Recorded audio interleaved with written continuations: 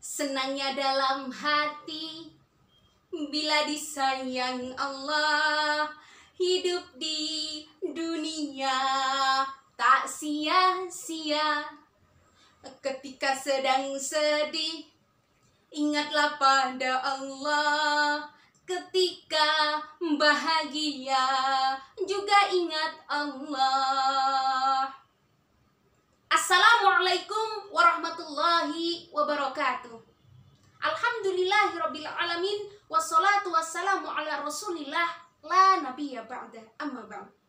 Saudaraku yang dirahmati Allah Subhanahu wa taala. Semua orang tentu ingin beruntung dunia dan akhirat. Akan tetapi seringkali kita hanya melihat kebaikan Allah hanya dari segi materi saja. Beranggapan Allah itu baik ketika kita dijadikan orang yang kaya raya. Allah itu baik ketika kita memiliki rumah di mana-mana, bisa keliling-keliling dunia, yang ibu-ibu bisa shopping-shopping, belanja, perawatan wajah hingga berjuta-juta. Bapak-bapak istri satu nambah dua. Ada kebaikan Allah itu luas, tidak pernah berhenti, meliputi seluruh makhluk hidup yang ada di muka bumi. Ada kebaikan Allah non materi yang membuat kita bahagia dunia dan akhirat. Rasulullah Shallallahu Alaihi Wasallam bersabda, arba'atun man u'tiyahunna faqad u'tiya khairat dunya wal akhirah. 4 hal, siapa yang oleh Allah diberikan 4 hal ini, sesungguhnya ia diberikan kebaikan dunia sekaligus kebaikan akhirat. Orang-orang yang beruntung dunia, beruntung akhirat. Yang pertama, qalban syakir. Orang-orang yang hatinya pandai bersyukur. Ia akan selalu mensyukuri seberapapun nikmat yang Allah berikan kepadanya. Allah Subhanahu wa taala berfirman dalam surat Ibrahim ayat 7. A'udzubillahi minasyaitonirrajim.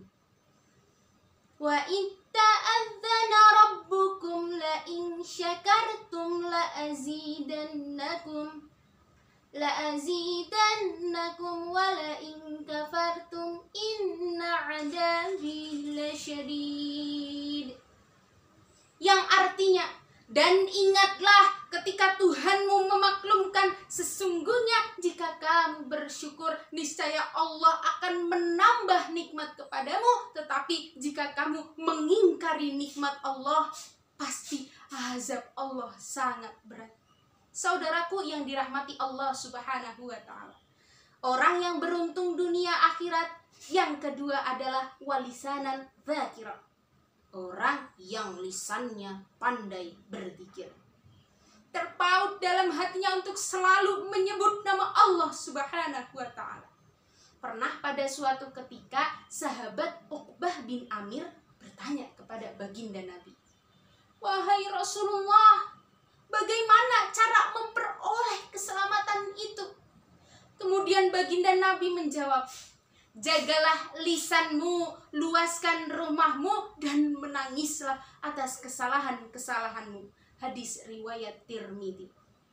Maka saudaraku, orang-orang yang pandai menjaga lisannya, orang-orang yang lisannya digunakan selalu untuk berzikir, senantiasa bertutur kata baik pada tetangga, kepada teman, kepada saudaranya. Ada tetangga lewat pakai baju daster. Biar senang, biar hati gembira, kita sapa dengan pantun. Beli skuter, beli itik. Ih, ibu berdaster, wajahnya cantik. Dijawab pula sama ibu berdaster, beli skuter di pinggir parit. Walau berdaster, yang penting punya duit. Alhamdulillahirabbil alamin. Saudaraku yang dirahmati Allah Subhanahu wa taala, golongan orang yang beruntung dunia akhirat yang ketiga adalah wabadanan alal balai sabira. Orang yang oleh Allah diberikan badan yang tegar menghadapi ujian, menghadapi cobaan. Hidup di dunia penuh ujian, adanya susah, adanya senang.